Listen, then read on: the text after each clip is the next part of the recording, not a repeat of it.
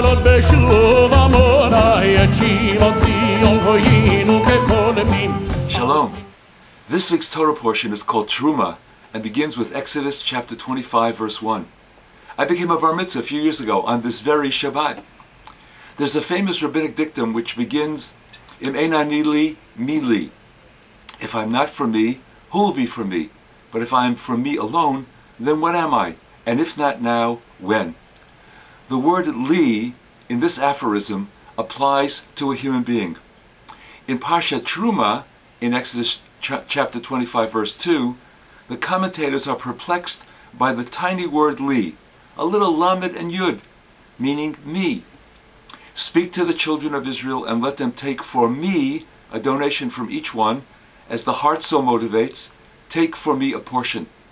And in Exodus chapter 25 verse 8 we read, they shall make a sanctuary for me so that I will dwell among them. Rashi comments on both of the me's, simply saying, li, lishmi. Me means to take the donation or to make the sanctuary in my divine name, for my glory, for my sake, for my presence.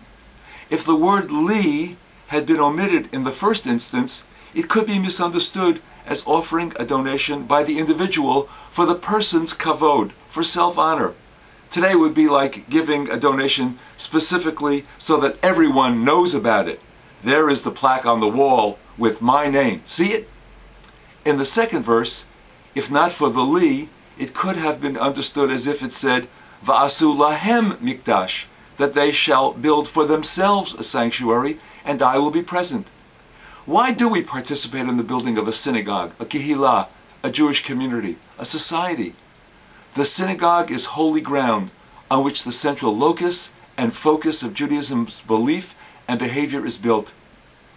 A Jew's life, Jewish life, as an emanation of ethical monotheism and moral standards must be for the li, that is, the divine me, not the human me.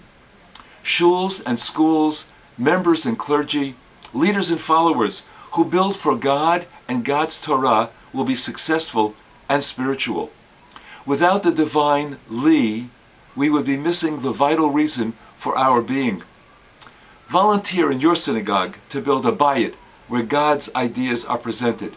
Dedicate your time to a Jewish organization which values Torah concepts that are concretized and exemplified. And donate your precious resources to establish both Jewish and American communities built on sacred terms that recognize God's wisdom.